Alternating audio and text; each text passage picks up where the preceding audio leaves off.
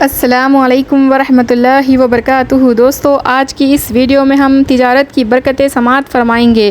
بسم اللہ الرحمن الرحیم۔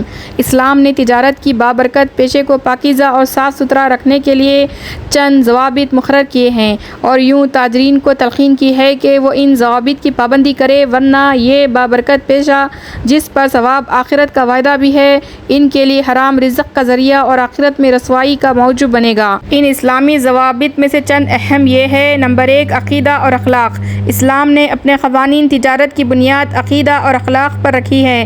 اسلام تاجرین کو سکھاتا ہے کہ وہ اللہ کریم کے بندے ہیں جو ان کے ہر ڈھکے چھپے کو ہر وقت دیکھتا اور جانتا ہے، اور جب اسلام نے یہ سکھا دیا کہ تمام مسلمان بلکہ انسان آپس میں بھائی بھائی ہے، تو پھر یہ کیوں کر ممکن ہے کہ ایک بھائی کم تول کر اور زیادہ قیمت وصول کر کے اپنے ہی بھائی کو نقصان پہنچائے اور دوسرا کم قیمت دے کر یا ناقص مال دے کر کھرے مال کی قیمت وصول کرے اور یوں اپنے بھائی کا معاشی استحصال کرے۔ نبی اکرم صلی اللہ علیہ وسلم نے اپنے جامع تعلیمات میں اس عقیدے کی بنیاد ان الفاظ میں فرمائی ہے۔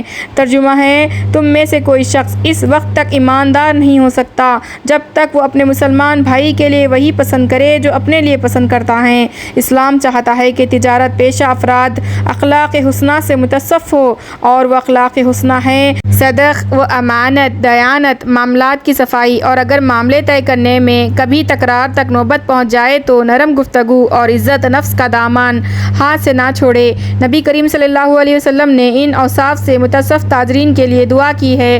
اللہ کریم کی رحمت ہو اس شخص تاجر پر جو جب کبھی بیچے، خریدے اور قرض لینے کا مطالبہ کرے تو نرم گوئی اور درگزر کا معاملہ کرے۔ ریاض الصالحین ایک دوسرے مقام پر فرمایا۔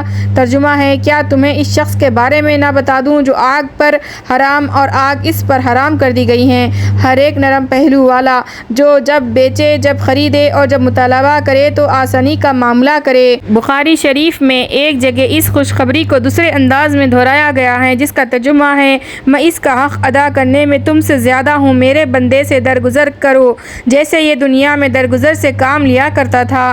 ترجمہ ہے، ایک تاجر لوگوں سے ادھار کا معاملہ کرتا تھا، جب وہ مقروض تنگ دست دیکھتا تو اپنے کارندوں کو کہتا، اس سے درگزر کرو، شاید اللہ کریم ہم سے بھی درگزر کرے۔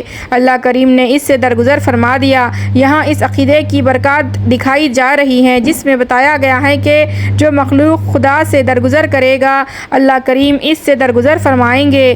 بخاری شریف میں ایک اور جگہ ارشاد مبارک ہے، حضرت واصلہ بن اسقع رضی اللہ تعالیٰ عنہ روایت کرتے ہیں کہ میں نے رسول کریم صلی اللہ علیہ وسلم کو فرماتے ہوئے سنا، جس کسی نے ایسے عیب کے ساتھ کوئی شے فروخت کی جس عیب پر اس نے خریدار کو آگاہ بھی نہ کیا تھا، وہ ہمیشہ اللہ کریم کے غصے میں رہے گا، یا فرشتے ہمیشہ اس پر لعنت کرتے رہیں گے۔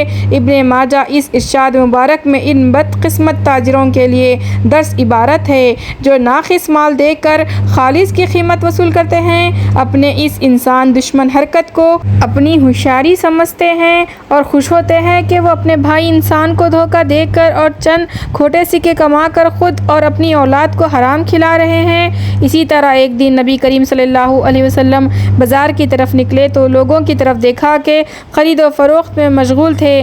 آپ نے انہیں دیکھ کر فرمایا، اے جماعت تاجرین، اے جماعت تاجرین۔ انہوں نے اپنی گردنیں اٹھائی، جواب دیا اور سراپا گوش بن کر سننے لگے۔ آپ صلی اللہ علیہ وسلم نے فرمایا، تاجر قیامت کے دن فاجر بن کر اٹھیں گے سوائے اس تاجر کے جس نے اللہ کریم کا خوف کیا، بھلائی کی اور سچ بولا۔ مذکورہ حدیث سے یہ امر بخوبی واضح ہوتا ہے کہ اسلام کے تعلیم کردہ تجارتی ضابطے اخلاق کے اپنانے سے نہ صرف آخرت میں اجر و ثواب کا وعدہ ہے بلکہ دنیا میں بھی ان اخلاق کریمانہ سے مزید تاجر کو برکت اور فلاح کی خوشخبری سنائی گئی ہے۔ عزیز دوستو، جب اسلام نے یہ سکھا دیا کہ تمام مسلمان بلکہ انسان آپس میں بھائی بھائی ہے، تو پھر یہ کیوں کر ممکن ہے کہ ایک بھائی کم تول کر اور زیادہ قیمت وصول کر کے اپنے ہی بھائی کو نقصان پہنچائے اور دوسرا کم قیمت دے کر یا ناقص مال دے کر کھرے مال کی قیمت وصول کرے؟